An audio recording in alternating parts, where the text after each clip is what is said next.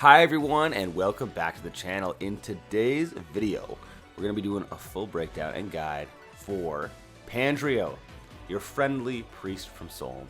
So we're going to analyze his strengths and his weaknesses at max stats. We're going to discuss his preferred class options, his best skills to inherit, pairing options, and weapons. By the completion of this video, you will have a complete understanding of Pandreo, if he deserves a spot on your team, and how to best utilize him if you so choose. Divine One, Emblems, if I may offer a prayer, may I be blessed to assist you in victory today. Pandreo is a pre-promote, already starting as a High Priest class.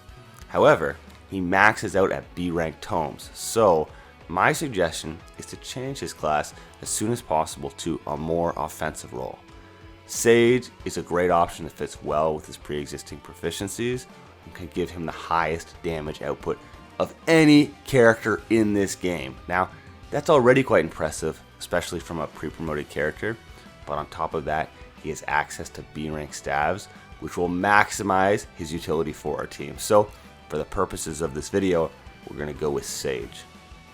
Alright, let's check out his max stats now so that we can get a better look at his strengths and weaknesses. His capped stats are as follows: 43 health, 11 build, 23 strength, 50 magic, 34 dexterity, 29 speed, 18 defense, 47 resistance, and 32 luck. Okay, so what are the key takeaways here? Well, let's start with his strengths. I have to say the highlight is easily magic. 50 magic is very impressive, and this is going to make him an absolute powerhouse against those armored units that we need to kill so badly. It's also going to assist him in his secondary role, which will be to heal our other units. Now, as far as weaknesses go, we should keep in mind that his health, defense, and speed are all weak points for him. It's a little bit of a tough scenario because we know he can dish out huge damage, but really he shouldn't spend much time in harm's way at all. The team that designed Fire Emblem Engage did a really good job of balancing the game, I found. Whenever you see hugely impressive strengths to a character, you can expect that there will be some sort of limiting weakness down the line. Okay, keeping that in mind, let's jump into his skills. His personal skill is called Party Animal, and here's how it works. Pandreo gets an extra 3 hit and avoid point for every ally and foe within 2 spaces of him. Now this could be an OP skill, but like I said before, we just don't want him in range of just any enemies. The best way that I can see to use this is going to be by attacking behind allied lines at range. The whole selling feature of this character is powerful ranged attacks on armored units and great healing capabilities. Anyway, all that being said, if you decided that you wanted a dodge tanker, you could use this skill in conjunction with the Griffin Knight class, and that would be a fantastic alternate option. His class skill is Spell Harmony.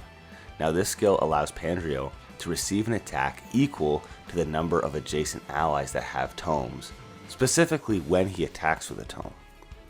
It's too specific. I mean, you're telling me that I have to attack with a tome and also be around multiple allies who also have tomes, which is already super unlikely, only to find that I gain what? A maximum attack of +4. Nope, not a good skill at all in my opinion, but at the very least, staff proficiency is the selling point for this class in my opinion. Okay, Pandreo is looking like he needs some solid inherited skills after that absolute abomination of a class skill. But as I said before, Pandreo is a very powerful already, but exceedingly soft on defense, speed, and health. I mean, literally the things that we need in order to keep him alive, right? So with that in mind, my best options are going to be Canter Plus and Holdout Plus Plus. Now you're used to hearing about Canter Plus by now if you watch my videos. This skill has absolutely saved me not only with every class, but every freaking character in this game. It's great for a hit and run strategy, and Pandreo will need to use this.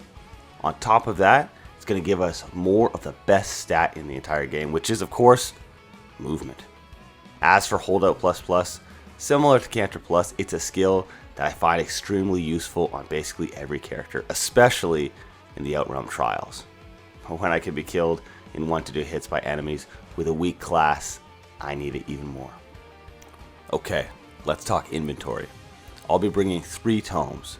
Nova plus 5 for the double hits, Thorn plus 5 for the ranged attacks, and Balganon plus 5 to max out that damage, especially on those armored units. These will do him well, but half of his purpose is also healing, so we need to make sure we bring a good staff. I'm going to give him Fortify, because obviously we need to be healing all the units that we can, and Rescue, which I feel is pretty underrated. This staff saves me a ton in my Maddington runs. Clearly, this character is not a tanker, but with magic this high, he can one-hit low-res units like generals, and that's actually going to be super useful when mixed with his ability to heal, rearrange, and rescue allied units. I know I'm not selling sages at all in this video, but guys, that's my sales pitch right there. The Sage class has important utility for your team, and you're going to need at least one, may as well be Pandreo. Okay, but who should we pair him with?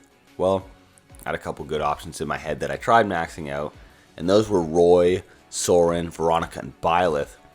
However, in this video, I decided to go with Veronica.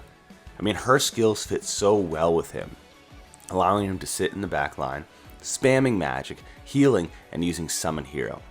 Summon Hero is a great skill because it summons random fabrication units that can be useful, and sometimes even emblems that are extremely helpful. Don't count on that though, it's been very rare in my experience. Now also, Veronica's Staff Fortify Plus is even more useful because it allows him to heal up to 7 blocks away and still stay in those back lines. If for some reason you have no need to spam distance magic, summon, or heal, you could also choose to wait a turn to activate the skill Book of World and gain additional effects on following attacks, making him even more powerful. Can't wait to party down. Same.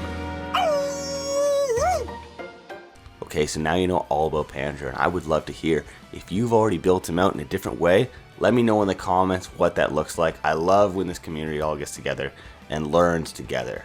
Thank you everyone for watching. I appreciate all support. If you liked the video, please hit that like button for me really quick. And if I have not earned your subscription yet, then I hope that we've done that today. Thanks again, and I can't wait to see you in the next video.